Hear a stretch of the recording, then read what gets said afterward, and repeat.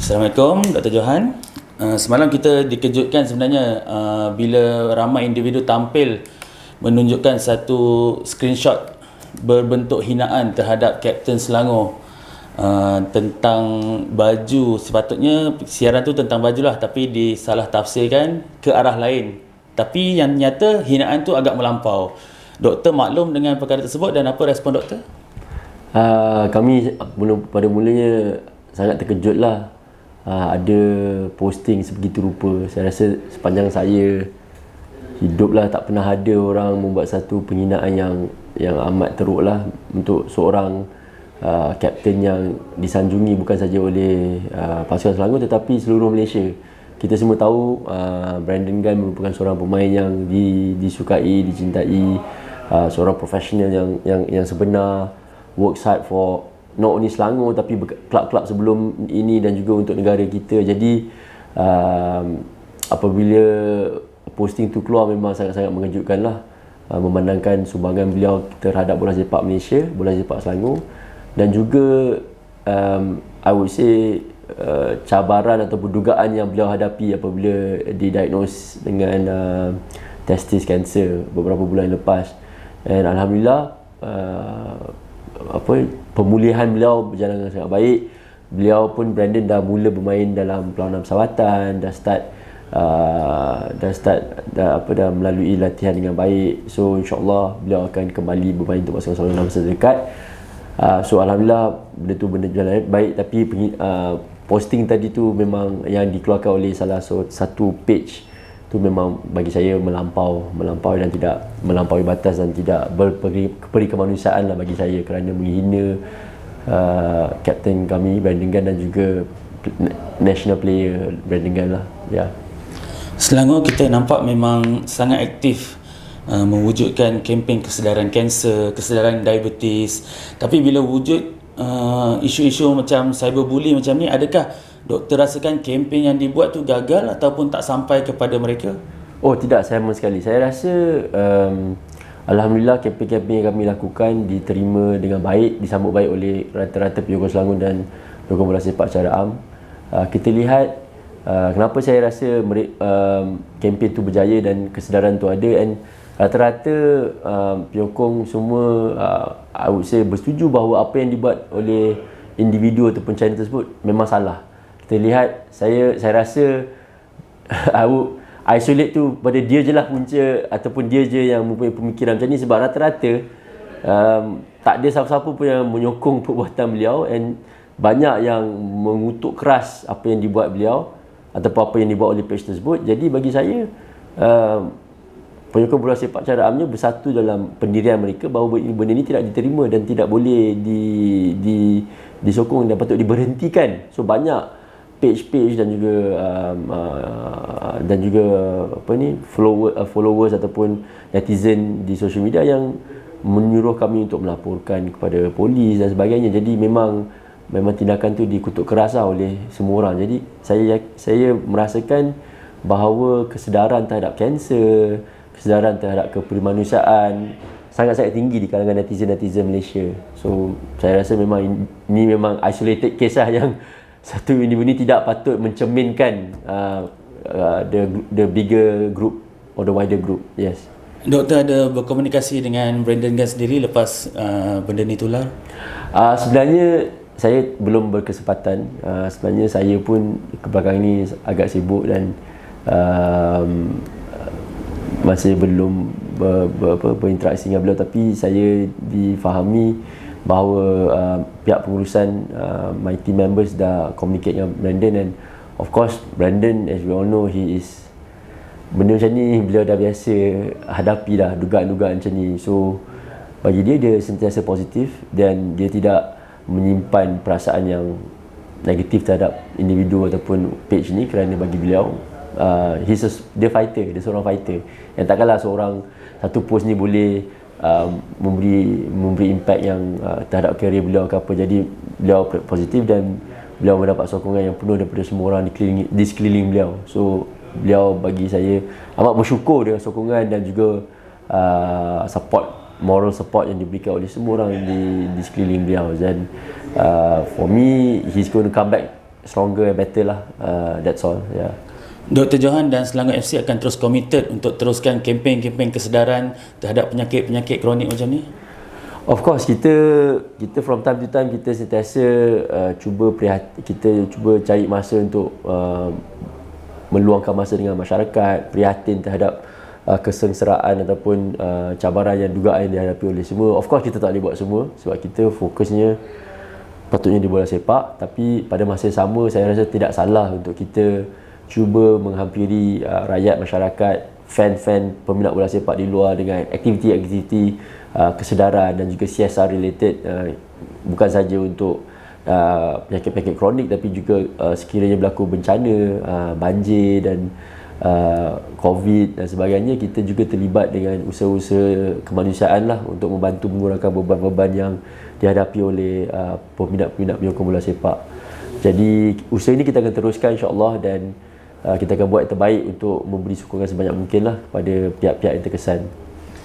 Okey doktor, selain daripada screenshot hinaan tersebut, tular juga screenshot yang mengatakan ada perbualan antara pihak Selangor FC dan Jordan Mintah, penyerang import Terengganu 2. Doktor menafikannya, kata ianya palsu dan akan mengambil tindakan undang-undang. So far macam mana perkembangannya doktor?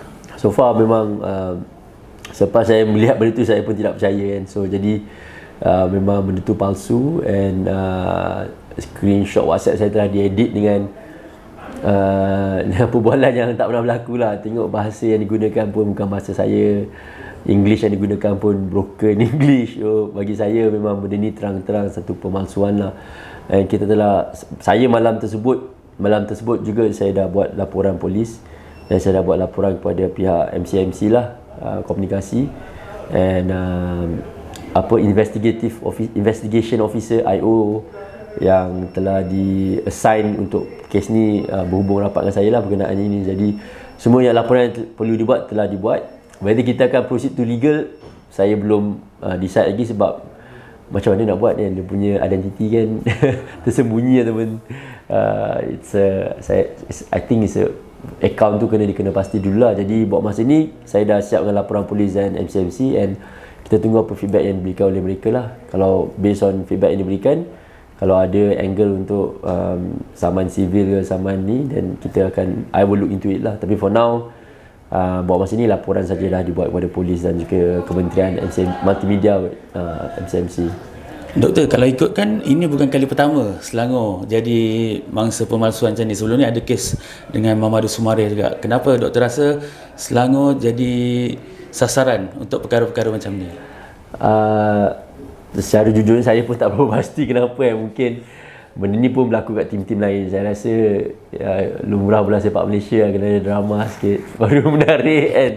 Tapi saya rasa bukan kami saja. Mungkin ada je pasukan-pasukan lain yang kadang-kadang terpalit dengan benda-benda yang tak sahih, bukan 100%. Hari tu Kedah pun ada kena, whether betul ke tak saya tak tahu kan. Saya pun tak nak masuk campur kan. Tapi adalah beberapa isu hangat yang dibangkitkan, whether betul ke tak tu saya tak tahu. Tapi for Selangornya kes memang sah-sah lah, benda ni tak betul. Memang WhatsApp tu memang di-edit lah. WhatsApp saya tu diedit secara terang dan jelas. So saya rasa ni lumrah bola sepak kot. Saya tak tahu kenapa. Mungkin tak ada apa nak buat. Okey doktor, walaupun screenshot tu palsu, tapi macam fans dah terasa ada bunga-bunga, mungkin akan ada perubahan import ke atau perancangan perubahan pada transfer window akan datang. Mungkin ada clue kat situ daripada doktor? Buat masa ni memang kami tidak ada sebarang perancangan untuk buat perubahan. Kita, Coach Michael sangat gembira dengan pemain dan juga squad sedia ada.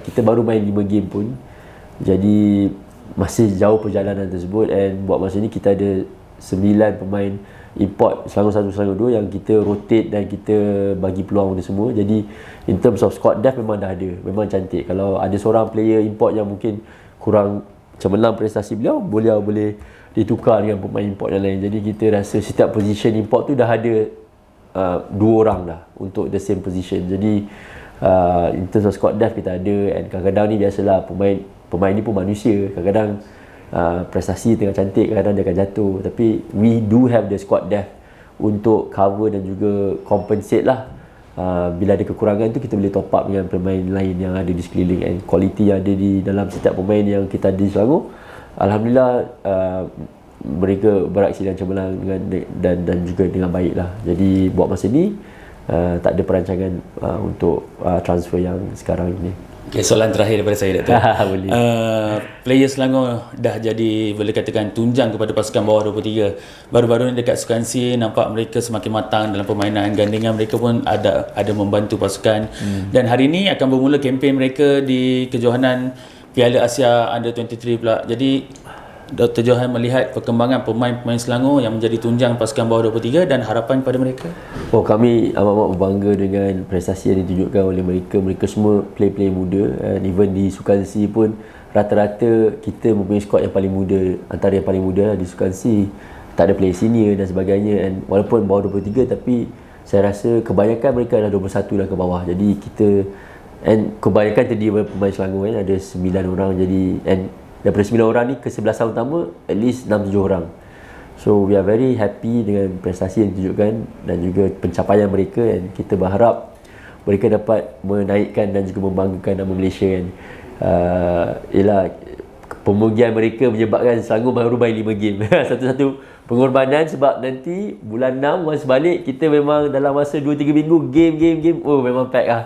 Tapi sebab kita memberi ruang dan memberi jalan kepada national team mendapatkan keputusan terbaik di Uzbekistan, and saya rasa dah lama dah kita tak main di AFC Under 23. Perlawanan-perlawanan yang mereka hadapi sebenarnya mencabar, Korea Selatan, Thailand juga Vietnam. Jadi saya rasa bukan laluan yang mudah, tapi saya yakin dan percaya bahawa player-player Selangor dan juga player-player negeri lain di situ akan memberi yang terbaik untuk pasukan kebangsaan bawah 23. Dengan pengalaman yang mereka ada di Sukan C, insyaAllah saya rasa diorang akan pergi dengan jauh, insyaAllah. Terima kasih banyak Dr. Johan kerana bersama kami di Harimau Malaya. Terima kasih banyak Harimau Malaya.